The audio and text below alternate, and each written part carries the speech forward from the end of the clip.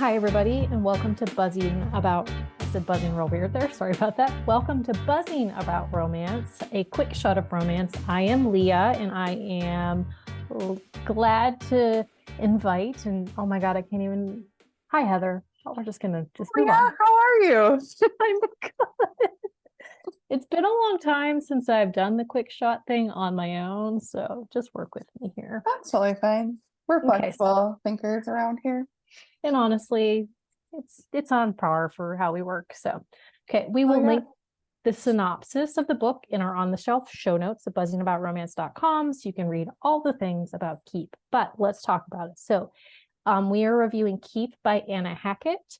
It was released October 19th, 2023. The tropes are grumpy sunshine, single dad, protector, found family, boss employee.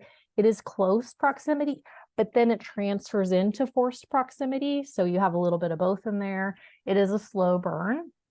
This is Fury Brothers Book 2, which is the new series that she spun off from her Sentinel Security series. And it is a series of standalones. You can jump in at book 2. You don't have to jump in with book 1. It is told in dual first person, and the put out percentage is 56%. There is not an audiobook yet, but it will be coming soon because Anna Hackett is pretty good about doing her audios pretty quick after the book releases. And there is no third act breakup, but there is a third act event. We'll call it that. Yes. Yes. So let's talk Colt and Macy. Mm-hmm. So Colt is so a bounty grumpy hunter. He's so grumpy. Oh my God. Okay, so let's just say, so Macy has a grumpy face scale. It is grumpy face 1, 2, 3, 4, and 5. I thought that was like one of the best things. He calls her his secretary, and she changed her title to office manager. And he likes to be like, no, it's not that. But she's like, it is. And yeah. Oh, she's a hoot. She is just somebody you want to be friends with immediately.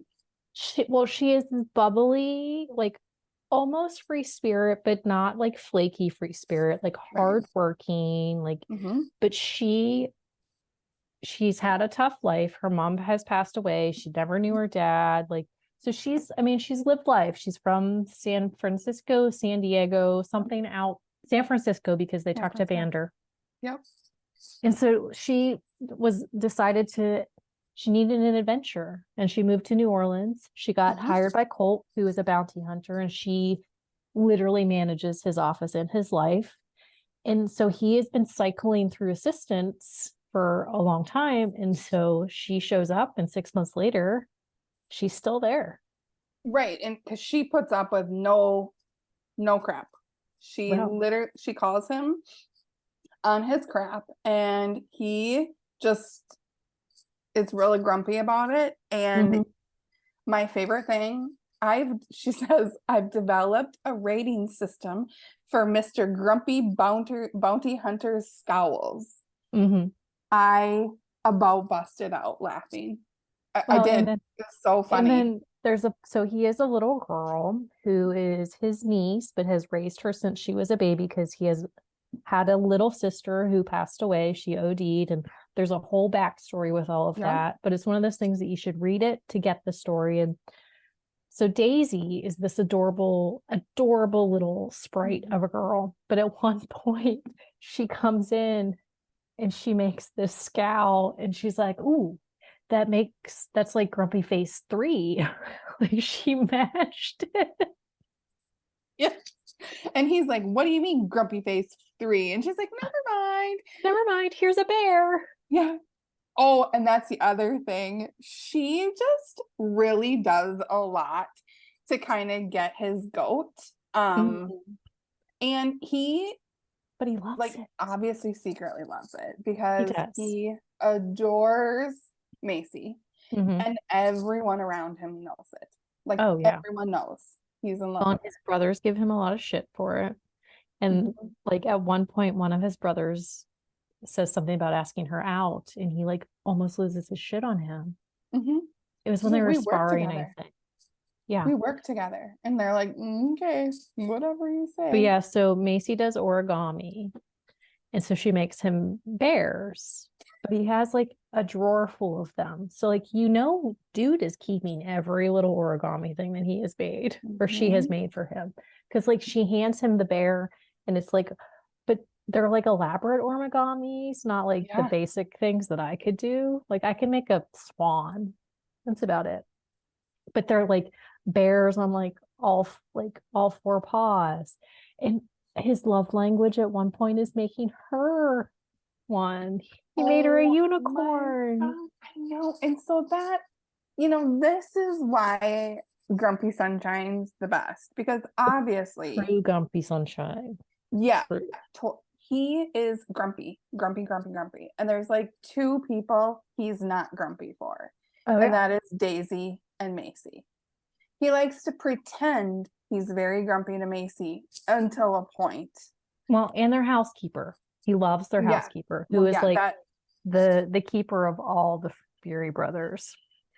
Which the Fury brothers, Anna Hackett nailed it with it. Like I love, love, love a found family. And these brothers were raised in foster care. And so they're not biological brothers, but they act like their family 1000% always comes first. If a brother Daisy literally has every single one of the brothers wrapped around her finger. Whatever is happening with Daisy, they will immediately drop everything and just be there. Well, and at one point, like I think it's Cav says, like, we're always there for our family. And like he tells Macy, like, you're one of us now. And she's like, yeah, I don't think so. But that's the thing, like they were in foster care. They created this bond based on things that they were going through at the time. Like they picked the Fury name. They picked that they were going to make something of themselves. So they kind of have this almost compound because they own like a whole basically like block of New Orleans. And like there's a house in the center that Daisy lives in with the babysitter or like the housekeeper and like I think Lola, I think is her name. Yeah. But then they each live like they're all connected to this central house. And I think the way that they set this up is really neat because like they have their own space, but they know that like they can always go to each other. They're there for each other. And there's multiple instances, like even in this book where like they call one of the others and it's like, I'll be there as soon as I can. And immediately. And they literally drop everything to show up for these people. And it truly is like the epitome of the ultimate family. Definitely. And like, so Colt is a really sought after bounty hunter. So like in there's a escaped rapist, murderer, and he's sent out. And he has like online, he has a fan club. He has a fan club online. And I'm just gonna say, just do yourself a favor and look at the cover because so good. And the covers are nice. The cover completely 100% represents what I think Colt would look like. I feel like Anna Hackett, like when she does a cover, and these ones have faces on them and she doesn't always have a face, but she really depicts the character well. Like, like sometimes when you come across a cover and you look at a cover, you're like, oh man, like I can't wait to read about this. But then when the author description comes up, it's nothing like the cover. And it's so disappointing. But I feel like with Anna Hackett, like she really does the descriptions justice when she is picking covers. Yes. And I think the other piece that I really like about the Fury brothers, they are, I wouldn't say older, but they're not young. They're not in like their 20s. They're in their 30s. They're like established, like you can. Well, and they're mature. They're not these immature imbeciles who are just bumbling through life. Like they had goals. They've met those goals. They are far exceeding those goals, but they have real conversations. Like, yes, Colt is very hot and cold for a while because of his background, but like he recognizes like I am worthy of this. And he makes some boneheaded like moves because of things that happen, because again, we don't want to spoil it, and like if we would spoil this, we would give a big part of the story away. But he has his brothers there to say, you're a dumbass, you're an idiot, like, you fucked up and you need to make it better. And he does. And I think that's one of the biggest thing is because even in book one, like they had a couple moments where like things happen, but it's like there's mature conversations. There's not just walking away and letting things go. It's not miscommunication. No, there's no miscommunication. And she does, Anne Hackett is so skilled at this. She brings in side characters and then people from previous books and then future books. Yeah. That just leave you. Like Boone makes an appearance in this book. And I'm like, and Boone is the next book she is writing, so we're very excited about that. But even still, like she visits like so that her worlds are all interconnected because like Sylvander Norcross is from the Norcross series. He's the head of the Norcross like company, but he makes an appearance, and it's one of those things where she has these little connections through each and every series, but she does it in a way that it makes you want to dig into that series, but you don't have to dig into that series. Like she creates these standalones that are really dynamic on their own, but at the same time, you want to dive into those other books and meet those characters and like figure out like what makes them tick. Which brings me to why readers have been like, so when is Boone? So when is Boone? Like, I mean, how long have we been asking for Boone? Because we met him a while ago. Yeah. I mean, she's finally bringing him to us. So we got more of him in this book too. We did. So I think she's so skilled in tying things back together, and it's clear she's given us Easter eggs previously, and so it sort of makes you want to go back and pick up on them because obviously I missed them, right? Well, and these are like those types of, like, she doesn't write a super long book. They're fairly short, but they're really engaging. There's not a lot of downtime in the book. Like if there's something on the page, it makes sense and it's necessary in those types of things. And it's and you might not love a character that she wrote, because there's been a couple like heroines, like I like them, but they weren't like, oh, these are like my favorite people. But it's one of those things where the stories are really intriguing in the way that they're written, that it doesn't matter if you don't fall in love with every character, you will still enjoy the story.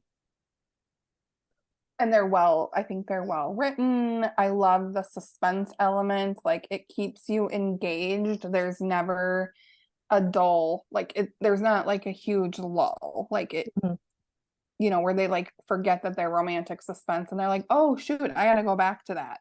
Like it's a continuation. Constant. So like when Macy works with Colt, which is the close proximity, and then there's some stuff that happens and he makes her, like, her house is broken into, and so she has to move in with him, which creates the forced proximity because he's protecting her, hence the forced she's fucked. Thank you, Becky. Yeah.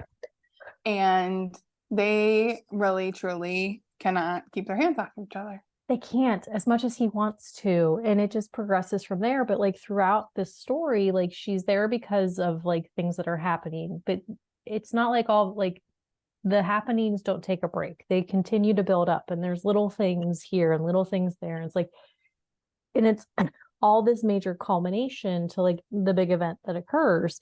And I think that's one of the things too, is there's not downtime in the sense that the story isn't constantly moving forward. Like there's no pacing break. Like it's always moving. Yep.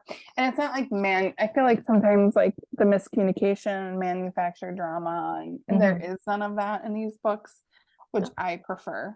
So and I always like her heroines. Her heroines are never like, well, they're boring. never too stupid to live. I mean, they sometimes make stupid decisions, which it's that's fine. But I don't ever get those too stupid to live vibes. Like they're strong, like they're independent, and they might be a little bullheaded and stubborn, hence the stupid decisions. But like you don't get the, oh my God, I can't believe she did that moment. Right, because the heroes are also bullheaded and make stupid decisions, and you're like, what the hell were you thinking? So like each 1000%. character, because it's almost like real life where everyone makes decisions where you're like, really, was that in Well, the best interest? well, and she allows the characters, their emotions will sometimes lead the charge. And it's like, you know, that that's not always the best decision. Like you Mhm. gotta like keep your emotions in check. But it's hard to do that sometimes. So those emotions do like take charge in like running. And she's a tease. She teased like the next book in the series, like real good. But she's a dirty tease. I was like, oh my gosh. Anna, if you're listening to this, you're a dirty tease. Yeah, I like when But we are love you getting- anyway. Yeah, like when are we getting the next book in the I know, I fairy tell her this powers? all the time though. Like anytime I talk to her, I'm like, you were a dirty tease and I can't handle it. But if you But keep are writing. seriously, keep writing. And if you are looking for these books, they are in Kindle Unlimited, and she has audiobooks for most of her stories too. So if you're an audiobook person, definitely grab those. Do you have a book you think we should review for a quick shot of romance? If you do, send us an email at bookcaseandcoffee.com and we will take a look. Thank you, Heather, for joining me on this quick shot of romance. Anytime. And until next time, happy reading, everybody. Find us on Instagram at Buzzing About Romance or on Twitter at Buzzing Romance. If you like the podcast, please leave a review. If you'd like to support us directly, join the Bookcase and Coffee Patreon and receive exclusive content only available to Patreon members. Check out bookcaseandcoffee.com for our on-the-shelf show notes.